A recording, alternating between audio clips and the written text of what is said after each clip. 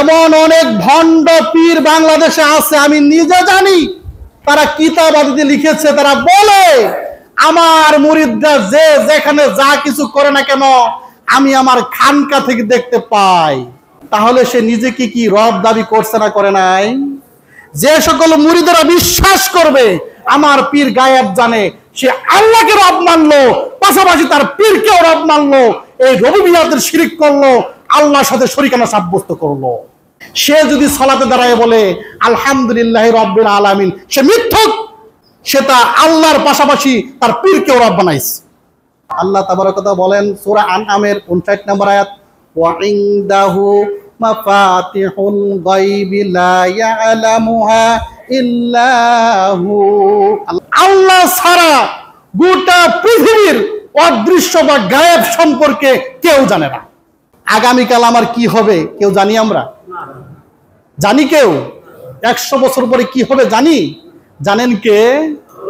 আল্লাহ ছাড়া গোটা ফেরেশতাকুলের কেউ জানে না 1 সেকেন্ড পরে কি হবে। আপনি যদি এটা বিশ্বাস করেন যে আল্লাহ তাআলাই আগামী জানে, আল্লাহ তাআলাই ভবিষ্যৎ জানে, এইটা যদি বিশ্বাস করেন তাহলে আপনি বিশ্বাস করলেন আল্লাহ আমার রব। আর যদি বলেন না, আল্লাহ ছাড়াও আগামীকালের কথা কেউ বলতে পারে, দৃশ্যের কথা কেউ বলতে পারে, যদি বিশ্বাস করেন তাহলে আপনার রব আল্লাহ নয়, আপনি রবের সাথে শিরিক করেছেন। যারা বিশ্বাস করে, অনেক মানুষ আছে বিশ্বাস করে মুহাম্মদ সাল্লাল্লাহু আলাইহি ওয়াসাল্লাম সম্পর্কে তাদের আকীদা মুহাম্মদ সাল্লাল্লাহু আলাইহি ওয়াসাল্লাম গায়েবের মালিক, এরকম বিশ্বাস আছে। কিন্তু আল্লাহ বলেন আল্লাহ ছাড়া গোটা পৃথিবীর কেউ গায়েবের খবর রাখেন না। কারণ আপনি যদি বলেন আল্লাহর নবী গায়েব জানে, নবী রাসূলটা গায়েব জানে, তাহলে কি আপনি আল্লাহকে রব হিসাবে, একচ্ছত্র রব হিসাবে স্বীকার করলেন না আল্লাহর সাথে শরীক করলেন? আল্লাহর সাথে শরীক করলেন না করলেন না? তাহলে অদৃশ্যের মালিক কে? আল্লাহ।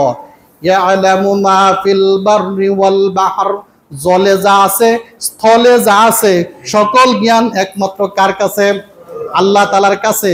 গভীর সমুদ্রের তলদেশে, একেবারে গভীর সমুদ্রের তলদেশে পানির অন্ধকারের মধ্যে পিঁপড়ার চাইতে ছোট একটা প্রাণী ওইখানে যখন হেঁটে যায়, তার পায়ের সাথে যে ওই মাটির যে একটা ঘর্ষণের শব্দ হয়, এই শব্দ সম্পর্কে অবগত আছেন কে?